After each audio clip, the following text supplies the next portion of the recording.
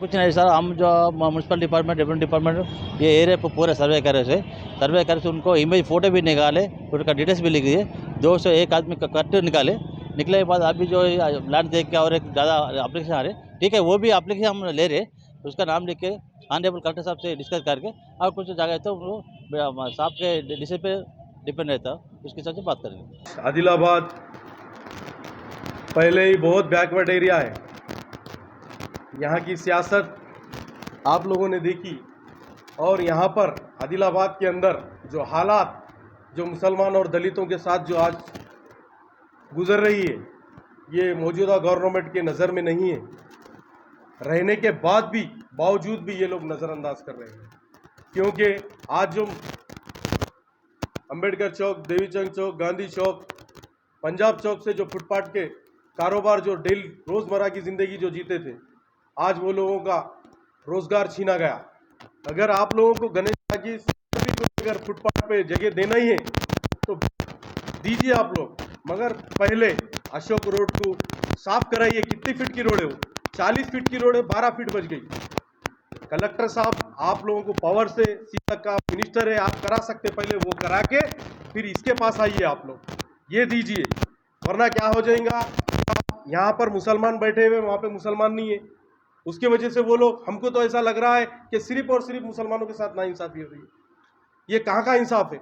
मेरी फिर से एक बार कंदी श्रीनिवास रेड्डी और सीतक्का से गुजारिश है कि आप लोगों को अगर वाकई मुसलमानों के वोट आने वाले इंतखाबात में अगर होना है, गवर्नमेंट फिर से बनना है कांग्रेस की, तो आदिलाबाद के अंदर ये जो फुटपाथ पे जो कारोबार कर रहे हैं, इनको वहीं करने का मौका दीजिए। अस्सलाम वालेकुम।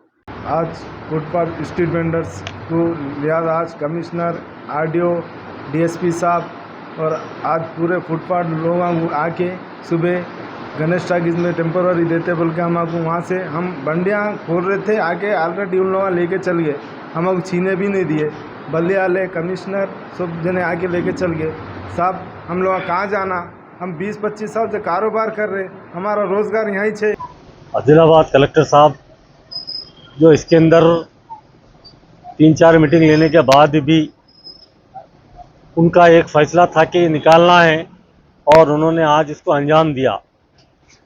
जितने भी बार हमसे डिस्कशन करे और हमारे सबमिशन जो लिए उन्होंने, उसके ऊपर उन्होंने ज़रा भी गौर नहीं करे और उसको एक्सेप्ट नहीं करे। लेकिन जिस तरीके से आज जो काम किया गया है वो तकलीफ़देह है। इंशाअल्लाह अभी इसके लिए आगे जो भी करना है हम ज़रूर करेंगे, क्योंकि हमारे कंदी श्रीनिवास रेड्डी साहब हैदराबाद से आने के बाद हम उनसे बातचीत करने के बाद जो भी करना है एक अच्छा और पुख्ता काम करेंगे। ये जो परेशानी आज जो आदिलाबाद की है, गुज़िस्ता में जो बीआरएस की हुकूमत यहाँ थी, उसमें जो गलत फ़ैसले, गलत काम किए गए उनके फ़ायदे के लिए। अब कुछ लोग तो ये भी बोलेंगे कि आप थे बोल के, लेकिन बहुत बार बताया गया कि ये लोगों को परमिट कुछ करेंगे, लेकिन कभी उसके ऊपर गौर नहीं किया गया। आज पायल शंकर साहब बहुत खुश है, क्योंकि उन्होंने ये काम को बहुत ही प्रेशर करके अंजाम दिया। कि मैं उनसे ये भी कहना चाह रहा हूँ कि आदिलाबाद में एक अशोक रोड है, जो आप जहाँ का फुटपाथ निकाले हैं वहीं पर ये रास्ता जाता है। एक ऑटो अगर खड़े रहा तो भी जाने के लिए रास्ता नहीं रहता। ये हालत है अशोक रोड की, वो भी निकालना चाहिए। और आपके आने के बाद, आप एमएलए बनने के बाद, ऐसे बहुत सी चीज़ें आदिलाबाद के अंदर हुई है, जिसकी एक मिसाल आरएनबी ऑफिस के सामने जो एक कंटेनर ला के डाला गया है, जिसको कई बार पेपरों में आने के बाद, कंप्लीट होने के बाद भी आज तक नहीं निकाला गया। मैं कलेक्टर साहब से यही गुजारिश कर रहा हूं कि आप जिस रास्ते से जाते और आते हैं वहां पर भी बहुत सी चीज़ें नहीं हुई है, उस पर भी गौर कीजिए, क्योंकि ये तो बेचारे गरीब लोग थे जो अपने बीवी बच्चों का पेट भरने के लिए रोड पर कारोबार करते हैं, इनको आप बहुत ही बेदर्दी से निकाले हैं। मैं अभी भी बोल रहा हूँ मीडिया के द्वारा कि गणेश थिएटर का काम ऑलरेडी हो चुका है, उसको लीज पे देने के लिए ऑलरेडी फाइल हैदराबाद में है। ये लोगों को टेम्पररी बोलकर जो तीर्मानाम दिए, ये कभी भी लोग निकाल सकते।